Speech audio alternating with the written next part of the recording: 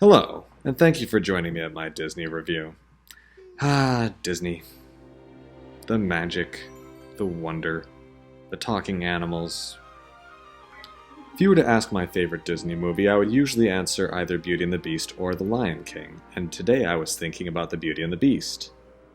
But then I realized that there's another Disney film that requires my attention a little bit more. Needs a little more extra loving and care, and so we're looking at The Black Cauldron.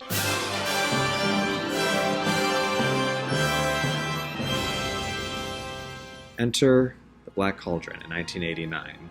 The Black Cauldron was based off of the books by Lloyd Alexander, The Prydain Chronicles, which centered around Taran and his many adventures with his friends Eilonwy, Fflewddur Fflam, and Gurgi. Now, for those of you who are not familiar with these characters, don't worry, we'll get into that in a minute. Let's dive into The Black Cauldron. We start off with a dark narration about the cauldron and its powers. Whoever possessed it would have the power to resurrect an army of deathless warriors, and with them, rule the world.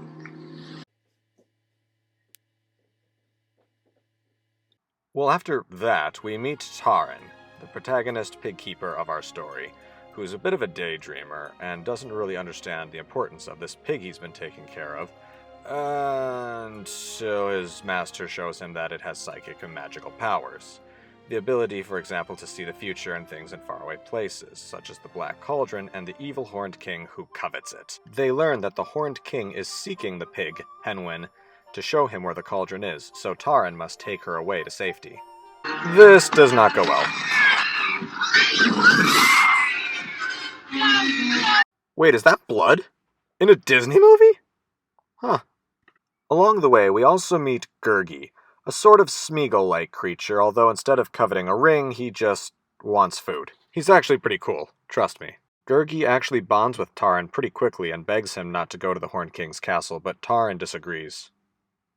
Once he's inside, the Horned King makes a pretty freaky and awesome entrance. It's really chilling.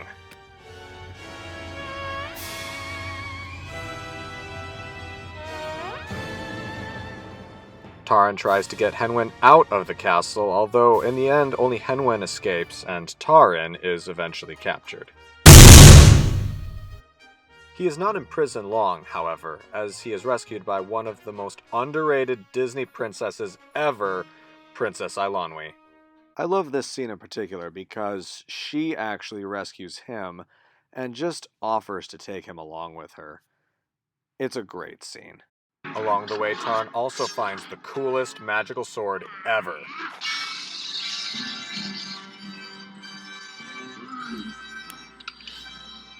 It's my favorite sword ever. My gosh, look at it. It's beautiful and it can cut through anything.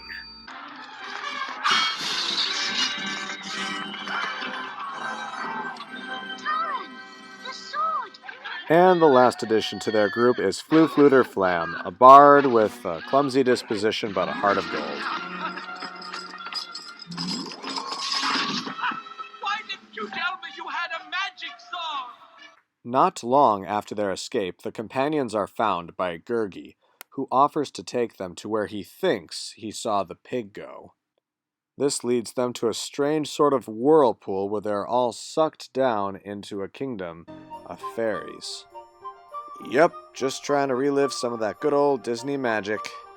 It turns out that Henwen the pig actually did end up in the fairy kingdom and is reunited with Taran, only for them to be separated again because, gosh darn it, we've got a cauldron to destroy. One of the fairies leads them to 3 witches who are said to possess the Black Cauldron and turn people into frogs? You're not going to eat this one. Come here, love. Can anyone here perform marriages? Marriages? So Taran gives them his magic sword in exchange for the Black Cauldron, but then they're captured. Too bad he gave away the best sword ever. So the Horned King uses the powers of the Black Cauldron to call upon his army of the undead, and it's quite the scene.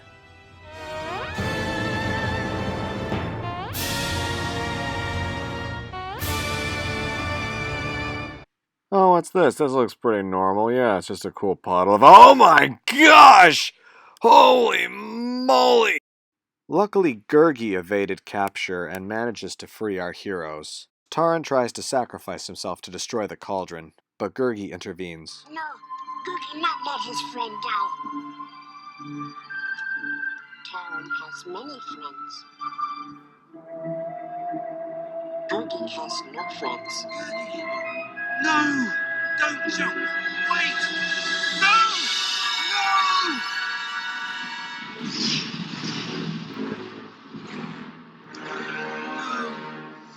Gurgi's sacrifice proves successful, and the cauldron begins to withdraw its dark powers. Furious that his plans have been foiled, the Horned King... Oh my gosh! Jeez! So the Horned King decides to face Taran once and for all and sacrifice him to the cauldron. This backfires, though, as the cauldron decides it'd rather have the Horned King. So we get a pretty terrifying ending for our villain. Oh. Oh, wow. Oh. Whoa! Whoa! Dude!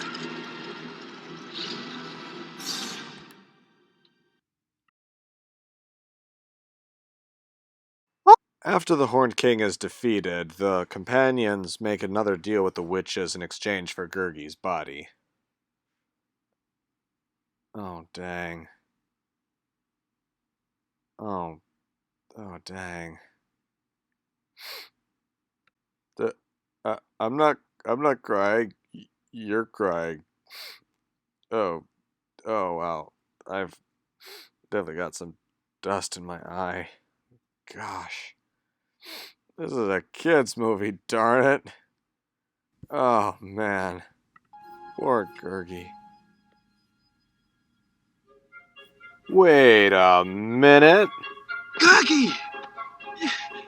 You're alive! He's alive! He's alive! He's alive! Yahoo! He's alive! He's alive! I'm alive! He's alive! No! Touch me! And so the adventure of the Black Cauldron comes to an end. Now there's nothing left for our heroes but to walk merrily into the distance and reminisce how this movie is still not as dark as the book. If we look at it from the book's perspectives, it's actually significantly more child-friendly, and it has a good deal of magical elements that plenty of other Disney films have. And to be fair, I mean, it's not like any other Disney movies have ever had anything terrifying or frightening in them, right?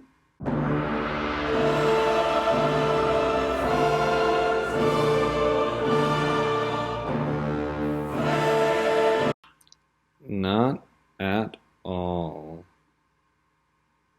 So, does the Black Cauldron still hold up, though? Well, I might not show it to a child, depending on their age, maybe an older child. But I think we're missing out on a very important point about Disney. When Walt Disney created his theme park, one of his biggest motivations to do it wasn't just to make kids happy, it was so that kids and adults could enjoy something together. The idea was that it wouldn't just be for kids, that the parents would come along too, and that the parents would still get about as much enjoyment out of it as a child. Now, all terror aside, might an adult enjoy this? I like it. And I know plenty of other adults that do. In fact, it's developed quite a cult following after its release. Be it much later after its release, but yes. So, does the Black Cauldron hold up? I would say it does have an audience, and that audience is one of Walt Disney's target audiences, which, in truth, is adults. Not always, and it should be adults with kids. Now, that's the important thing. Adults can enjoy a lot of the dark Lord of the Rings action and magic and sorcery, but can children? Well, I haven't exactly taken a poll, but I would still argue yes. Many adults who watch Disney,